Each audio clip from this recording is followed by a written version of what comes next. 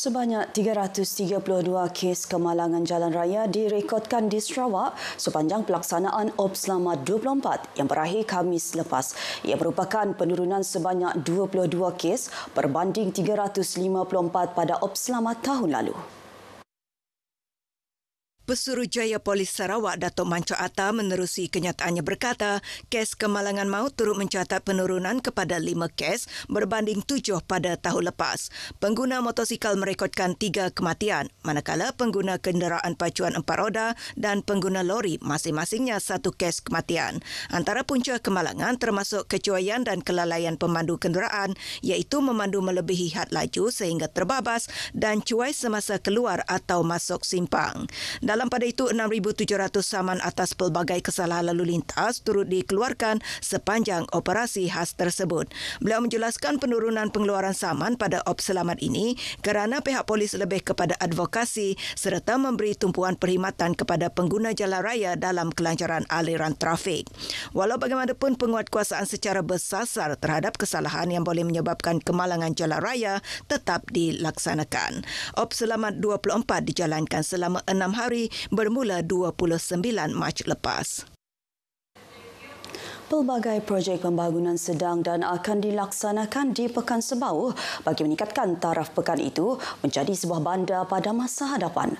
Menteri Industri Makanan Komoditi dan Pembangunan Wilayah, Datuk Seri Dr. Stephen Rundi Utom berkata, antara projek utama yang dirancang ialah pembinaan masjid, gereja, stadium serta jambatan Sebauh. Selain itu, projek pembangunan tebingan Sebauh yang telah dimohon kepada Lembaga Kemajuan Bintulu juga akan dilaksanakan.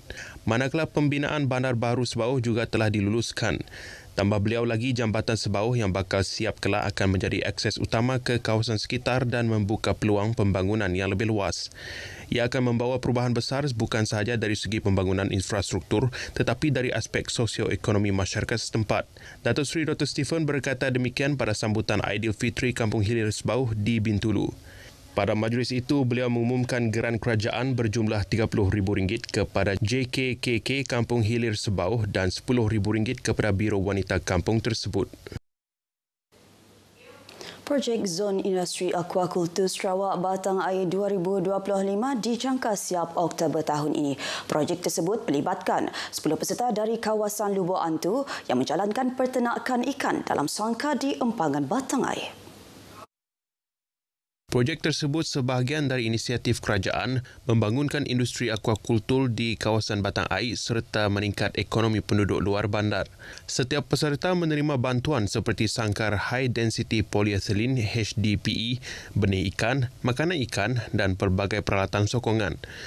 Projek tersebut diharap dapat memperkenalkan teknologi moden dalam penternakan ikan, seterusnya meningkatkan sekuriti makanan negeri ini dan membawa perubahan positif kepada komuniti setempat.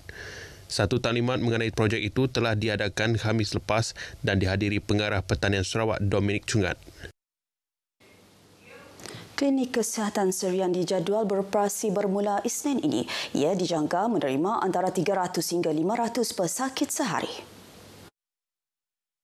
Jabatan Kesihatan Negeri Sarawak menerusi hantaran di Facebook memaklumkan klinik tersebut akan diketuai seorang pakar perubatan keluarga. Ia merupakan klinik kesihatan pertama di bahagian Serian yang menyediakan perkhidmatan komprehensif di bawah satu bumbung. Ini termasuk jabatan pesakit luar, klinik pergigian, fisioterapi dan makmal perubatan. Semalam berlangsung majlis penyerahan kunci klinik kesihatan Serian oleh Timbalan Pengarah Jabatan Kerja Raya Sarawak Mihan Jorai kepada Pengarah Kesihatan Negeri Sarawak, Dr. Veronica Luga. Pembinaan klinik tersebut bermula pada April 2020 dan siap sepenuhnya 10 Januari lalu. Projek yang diluluskan di bawah rancangan Malaysia ke-10 melibatkan pembiayaan RM23.89 juta. Kek lapis Sarawak terkenal dengan coraknya yang unik dan warna-warni yang memukau, malah menawarkan pelbagai rasa yang terus berevolusi mengikut peredaran zaman. Di Kuching, kek lapis mewarnai hidangan kek kepala meja yang masih menjadi tradisi pada sambutan Aidilfitri. Ikuti laporan oleh Monica Geri.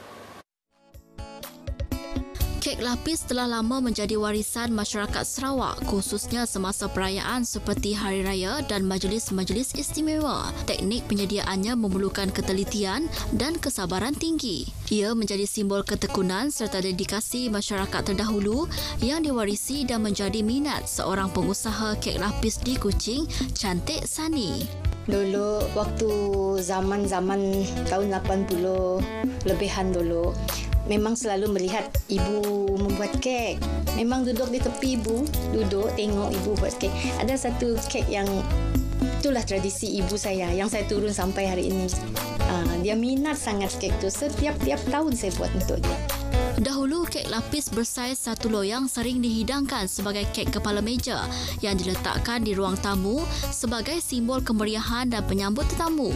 Kini, keluarga Cantik Sani menggunakan bakat yang ada untuk menghidangkan 35 jenis kek lapis sebagai kek kepala meja, daripada resipi tradisional hinggalah ke resipi moden.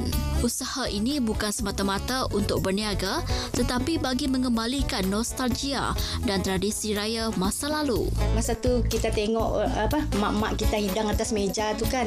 Satu biji atas meja.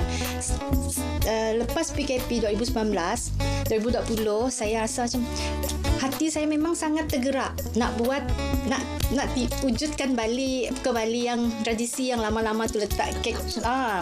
Saya cuba buat. Masa tu 2020, walaupun kita PKP, tak ada saudara yang datang, saya buat juga. Saya buat masa tu, kalau tak silap 10 ke 12 biji je. Saya letak atas meja, walaupun kami anak beranak saja yang makan.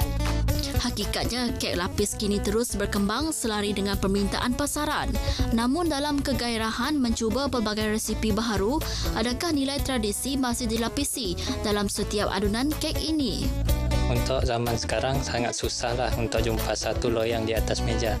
So apabila saya melihat di rumah ada satu loyang, saya memang sangat teruja tengok. So itu adalah tradisi yang lama, yang sudah lama orang tak buat sekarang. Tradisi tidak semestinya lenyap. Ia mungkin berubah bentuk sebagaimana kek lapis yang kini hadir dalam berpuluh-puluh rasa dan corak. Namun begitu, ada juga yang masih setia pada yang klasik, iaitu kek hati parik, kek lumut, kek belacan masih tetap dicari dan dihargai. Jelaslah, kek lapis bukan hanya makanan tetapi ia merupakan lambang budaya dan kreativiti masyarakat. Sama ada ia kekal sebagai tradisi atau satu kepuasan rasa, itu terpulang kepada generasi masa kini untuk meneruskan legasi keistimewaan kek lapis Sarawak. Monica Gary, RTM.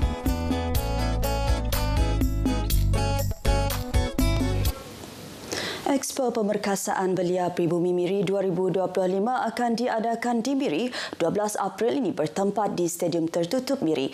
Ia bertujuan membantu lepasan sijil pelajar Malaysia dan sijil tinggi persekolahan Malaysia menentukan hala tuju pendidikan dan kerjaya mereka.